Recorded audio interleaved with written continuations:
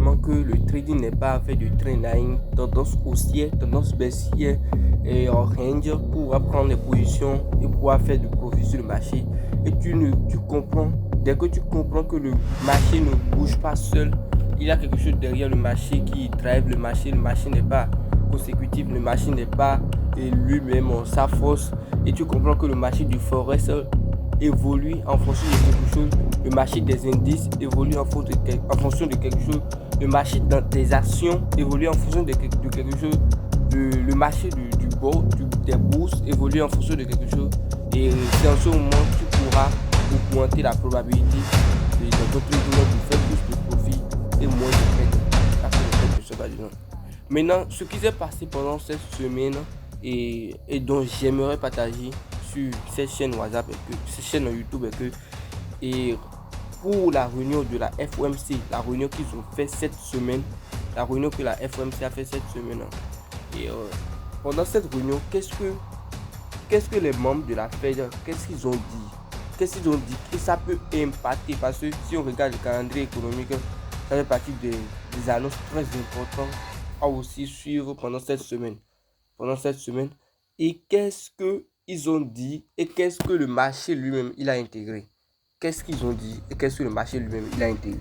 Maintenant, en partant lui-même du principe, pendant la réunion de la FOMC, qu'est-ce qu'ils ont dit dans les articles? Ils ont dit le compte rendu de la Fed est plutôt restrictif, c'est-à-dire hawkish, mais nous n'anticipons pas de hausse de taux.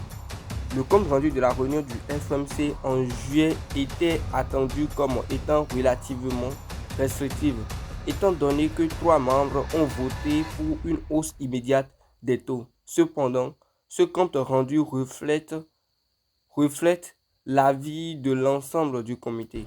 Nous soupçonnons fortement que les membres qui voteront cette année auront une possibilité plus accommodante, notamment compte tenu de la faiblesse de l'emploi, de l'inflation et modérée et du ralentissement de la consommation des derniers temps. Et ce que je viens de lire, c'est juste un résumé. Et ils ont dit que compte rendu de la Fed est plutôt restrictif. Pourquoi ils ont dit ça? Parce que avant, 3 membres de la FOMC, de la Fed, avaient voté pour une hausse des taux, mais ils n'ont pas rehaussé les taux d'intérêt. Ils ont maintenu les taux d'intérêt. 3 membres avaient voté pour la hausse des taux, mais ils ont maintenu les taux d'intérêt. Et le marché aussi, en ce temps, le marché aussi avait une forte inflation. Mais après ça, qu'est-ce qui s'est passé? On a constaté que l'inflation a commencé par chuter. L'inflation américaine commence par chuter progressivement. Et nous constatons encore que les US ont perdu 23 000 emplois. Donc, ils avaient l'intention, c'est pour ça qu'ils ont dit la Fed est plutôt restrictive, c'est-à-dire hawkish. Maintenant, et pourquoi ils ont dit maintenant que nous n'anticipons pas une hausse des taux? Parce qu'ils ont constaté que l'inflation est en train de chuter. L'inflation chute, et lorsque l'inflation est en train de chuter, il ne peut pas risquer à intervenir et rehausser les taux. S'ils rehaussent les taux d'intérêt, normalement si l'inflation est plus basse, ils vont baisser les taux pour pouvoir stimuler l'économie. Mais l'inflation est en train de chuter, mais ça ne dépasse pas les bas des 2% que la Fed lui-même attendait. Ça ne dépasse pas les bas des 2%. Donc le niveau de l'inflation n'est pas assez consécutif pour pouvoir les permettre de rehausser encore les taux. Et aussi les US viennent de perdre 23 000 emplois. Et le conflit US-Iran, il y a des trucs qui se passent un peu bancal et un peu de négociation, encore un bombardement, un peu de négociation. Donc ils sont dans un moment, c'est pas que ils savent pas ce qu'ils veulent faire, mais ils ont dit qu'ils ne veulent pas rehausser les taux, qu'ils n'anticipent pas une hausse des taux. Ils ont bien dit qu'ils n'anticipent pas une hausse des taux et ils sont plutôt hawkish. Et après ça, après la réunion de la FOMC, qu'est-ce qui s'est passé sur le marché concrètement? Qu'est-ce que le marché du dollar lui-même il a drivé? Qu'est-ce que le marché du dollar lui-même il a intégré? Qu'est-ce que le marché lui-même il a intégré? Le marché lui-même il a intégré quoi? C'est ça la question. Le marché lui-même il a intégré quoi? C'est ça la vraie question en tant que trader, c'est la question que toi tu vas te poser. Le marché lui-même, il a intégré quoi? C'est ça la vraie question maintenant. Le marché lui-même, il a intégré quoi? Le marché des indices, ils ont intégré quoi? Comment ils se sont drivés, comment ils sont évolués, l'indice du dollar en particulier, comment lui il a évolué. Le Bitcoin, comment le Bitcoin aussi a évolué et comment aussi l'or a évolué. Parce que eux tous, ils ont intégré le prix du dollar en eux pour pouvoir évoluer. Voilà. En regardant l'indice du dollar, nous avons constaté que la trend haussière qui se tenait depuis février et la tendance haussière que le dollar est en train de faire grâce au conflit US-Iran et qui a fait renforcer le dollar en tant que valeur refuge. Et cette tendance a été cassée.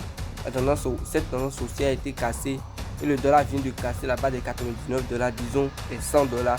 Et il est actuellement à 98 $ quand je suis en train de faire la vidéo.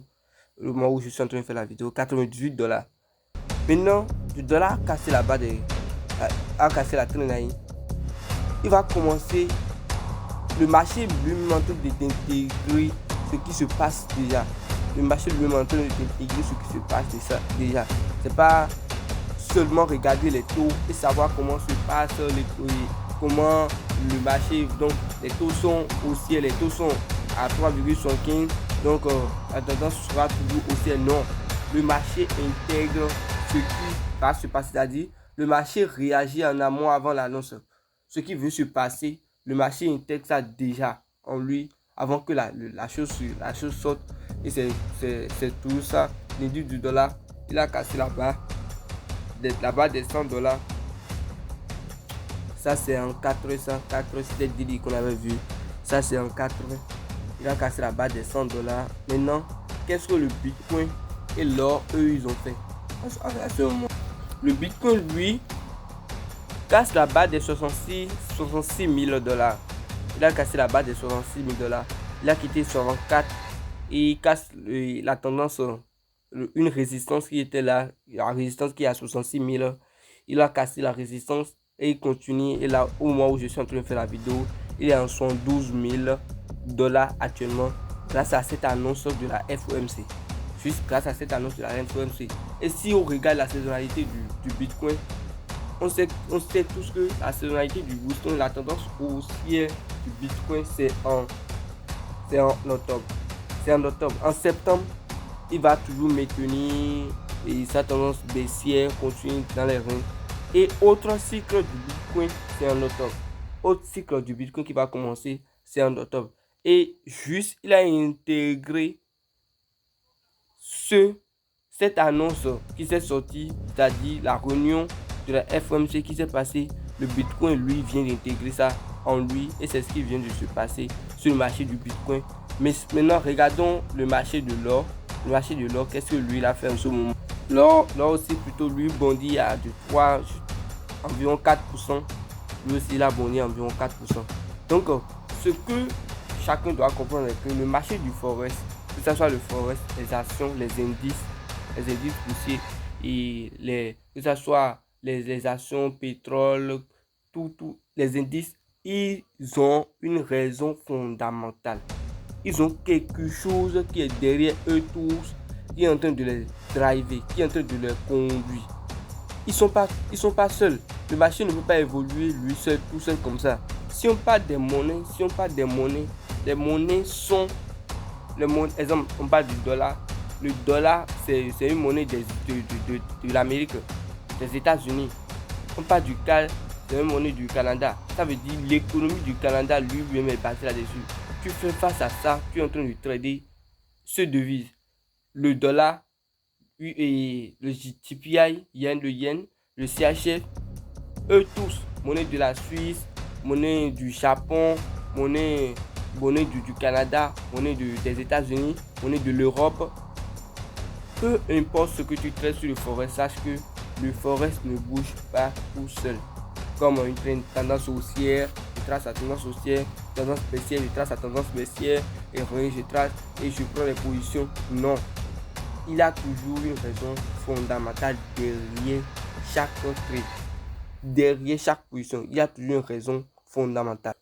Et donc, c'est ce que j'ai c'est à partager, et je pense que c'est ma première vidéo sur mon compte YouTube là, sur le trading. Je n'ai jamais fait une vidéo de tel genre comme ça, et je vous demande massivement de s'abonner à cette chaîne si vous voulez avoir plus de trucs et m'encourager à encore donner plus d'éclaircissement sur les annonces qui veulent sortir, et sur les annonces qui veulent sortir, sur les trucs économiques, analyse économique, analyse macroéconomique, et parfois aussi microéconomique sur les actions et les indices boursiers, les trucs comme ça, sur analyse microéconomique, ou surtout macroéconomique, et aussi géopolitique.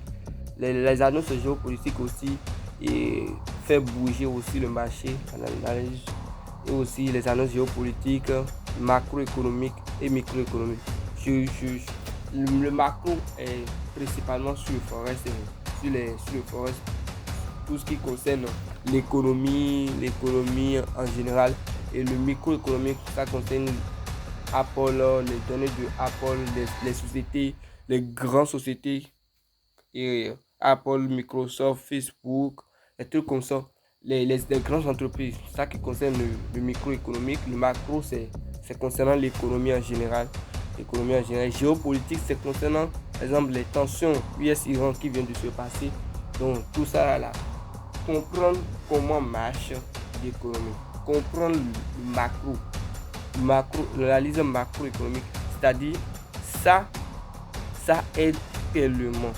Ça aide. Si tu veux trader le forex, tu veux rester sur le marché du forex, tu as besoin de ça.